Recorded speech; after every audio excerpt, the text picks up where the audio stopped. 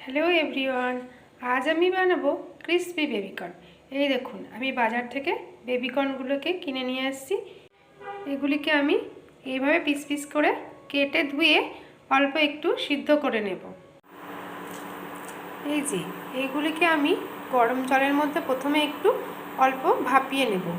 একটু সিদ্ধ করে না নিলে এটি বেবিকর্নগুলি শক্ত শক্ত হয়ে থাকবে, তাই জন্য একটু অল্প করে সিদ্ধ করব, জাস্ট অল্প।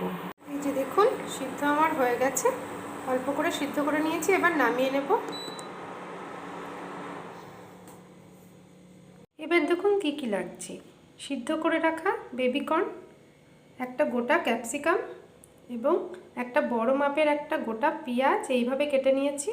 এছাড়া কাঁচা লঙ্কা ও টমেটো, এটা অপশনাল, আপনারা নাও দিতে পারেন বা দিতেও পারেন। পেস্ট 1 চামচ। এই যে এর মধ্যে আমি প্রথমে আদা রসুন পেস্ট 1 চামচ দিয়ে দিলাম।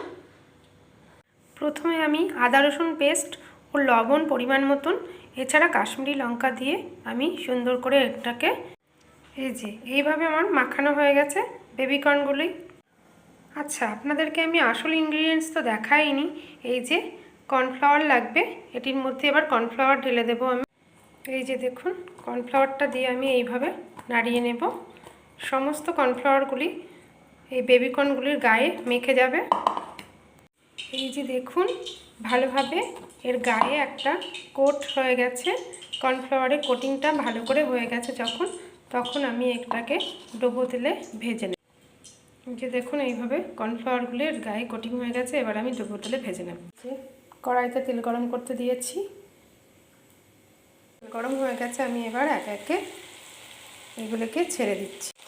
কড়াইতে দেওয়ার সঙ্গে সঙ্গে আপনারা অবশ্যই নাড়াচাড়া করবেন না, 2-3 সেকেন্ড বাদে তারপর এটাকে নেড়ে দেবেন, নাহলে এর গায়ে হালকা করে কোটিংটা উঠে যাবে।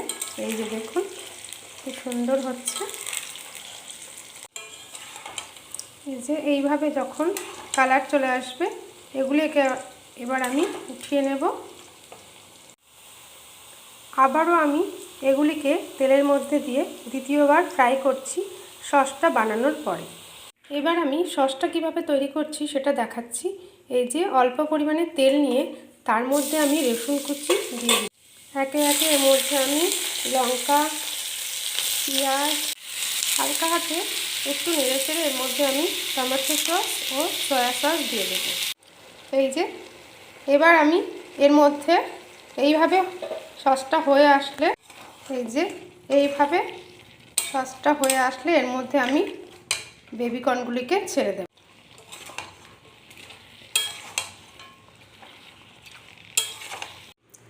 তো এই যে দেখুন, রেডি হয়ে গেছে আমার ক্রিসপি বেবিকর্ন। ওপর দিয়ে একটু ধনেপাতা ছড়িয়ে এবার পরিবেশন করলেই রেডি হয়ে গেছে আমার ক্রিসপি বেবিকর্ন।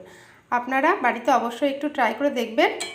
ভালো লাগলে লাইক, কমেন্ট, শেয়ার করে দেবেন। ধন্যবাদ।